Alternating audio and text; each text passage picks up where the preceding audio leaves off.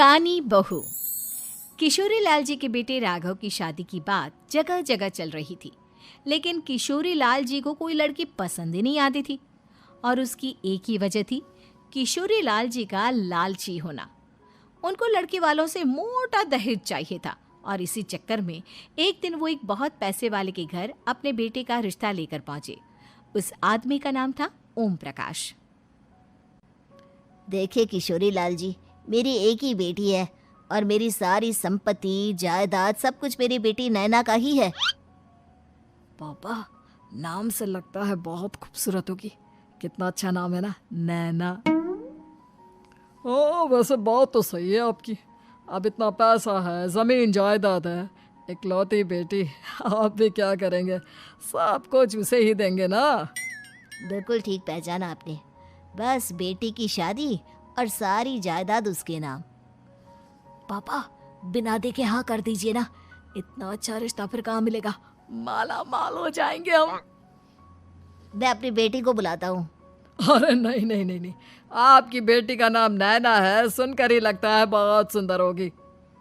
रहने दीजिए अंकल, मैं तो आपकी बेटी के नाम से ही इतना खुश हो गया हूँ कि उसे बिना देखे शादी करने को तैयार हूँ। अब तो मैं उसका चेहरा सीधे शादी के बाद ही देखूंगा। और इस तरह राघव नैना का चेहरा नहीं देखता और उससे शादी कर लेता है।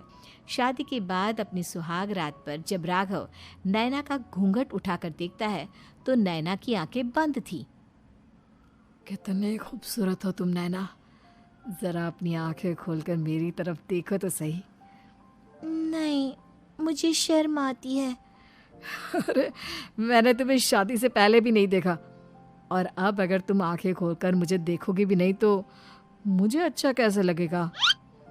इससे पहले कि नैना अपनी आंखें खोलकर राघव की तरफ देखती, अचानक से लाइट चली गई और राघव नैना को पूरी तरह से देख भी नहीं पाया। अगली सुबह नैना राघव के लिए नाश्ता बनाकर लेकर आई। अरे ये क्या, आधा पराठा सेका हुआ है और आधा बिल्कुल कच्चा। ये तुमने क्या किया नैना? बहू, तुमने क्या आधा पराठा तवे से नीचे लटका कर रखा था, जो आधा सेका है और आधा कच्चा?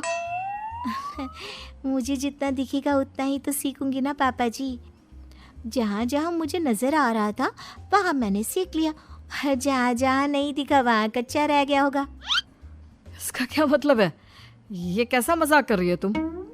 अरे बहू, तुमने इतना लंबा घूंघट क्यों लगाया हुआ है?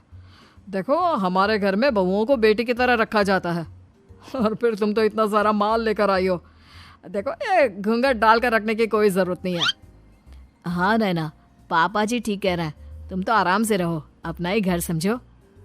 नैना अचानक से अपना घूंघट उठा लेती है। अरे ये क्या पापा, नैना की तो एक आंख फूटी हुई है। नाम से नैना, लेकिन ये तो कानी बहू निकली। मेरे साथ धोखा हुआ है, धोखा। बिना दिखाए अपनी कानी लड़की मेरे संग ब्याह दी। मुझे कानी बीवी नहीं चाहिए। मुझे अभी ओम प्रकाश जी से बात करनी पड़ेगी।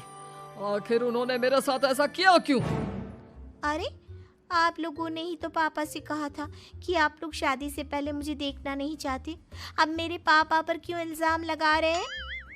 अरे लेकिन उन्हें बताना तो चाहिए था ना कि तुम कानी हो, एक आंख से तुम्हें दिखाई नहीं देता। किशोरी लाल और राघव नाराज होकर ओम प्रकाश को अपने घर बुलाते हैं। पापा जी, ये आपने क्या किया? शादी से पहले बताया क्यों नहीं कि नैना की आंखों में परेशानी है? अरे, आप ही ने तो लड़की देखने से मना कर दिया था। और लेकिन आप बता तो सकते थे। आपको तो हमारी बेटी की प्रॉपर्टी चाहिए थी, वो भी पूरी की पूरी। अब क्या हुआ अगर उसे आधा दिखाई देता है?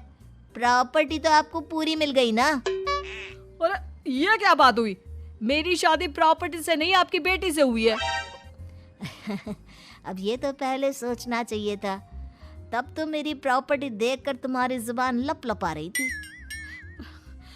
लेकिन मैं कानी लड़की को अपनी बीवी बनाकर नहीं रख सकता। पापा, कुछ करिए ना आप। हाँ, करता हूँ। देखिए ओम प्रकाश जी, आप हमारे साथ ऐसा नहीं कर सकते। और तुम देखो, अगर तुमने मेरी बेटी से शादी तोड़ी ना, तो जो भी प्रॉपर्टी मैंने तुम्हें दी है वो तो पूरी की पूरी वापस ले ही लूँगा, और आधी प्रॉपर्टी तुम्हारी भी लूँगा। अरे मेरी आधी प्रॉपर्टी भला क्यों लेंगे आप? इसलिए क्योंकि मेरी बेटी को आधा नज़र आता है और उसकी नज़र अभी तक तुम्हारी आधी जायदाद पर ही पड़ी है। अब तुम उसे घर से निकालोगे तो कुछ तो लेकर जाएगी ना। और अगर हम आपकी बेटी को अपने घर की बहू बनाकर रखे तो? तो तुम्हारी पूरी प्रॉपर्टी तुम्हारी ही रहेगी, और जो मैंने तुम्हें दिया है ना, उसमें से बस मैं आधा लेकर जाऊंगा। अरे लेकिन अब आप अपनी दी हुई प्रॉपर्टी में से आधी वापस क्यों लेकर जाएंगे? अगर मैं आपकी बेटी को अपनी पत्नी बनाकर रखने को तैयार हूं तो? इसलिए ताकि भविष्य में अगर तुम मेरी बेटी को धोखा दो तो उसके पास कुछ तो रहे जो पति का हो। वैसे मेरे पास तो बहुत कुछ है, लेकिन अपने पति की कोई निशानी तो उसके पास होनी चाहिए ना।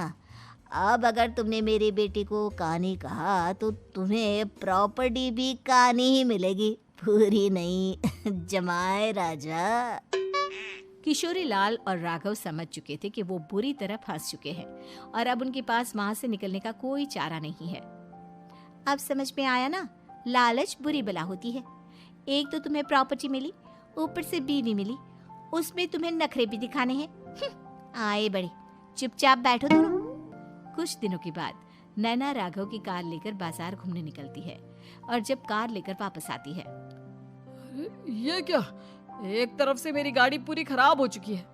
लगता है तुमने मेरी गाड़ी को किसी दूसरी गाड़ी के साथ एक्सीडेंट किया है। अरे अरे कितना बड़ा नुकसान कर दिया तुमने बहू। वो क्या है ना पापा जी, मुझे एक आंख से दिखाई नहीं दे रहा था, सामने से गाड़ी आ रही थी। मुझे तो सिर्फ आधा ही दिखाई दिया और वो गाड़ी मेरी कार से रगड़ते हुए निकल गई।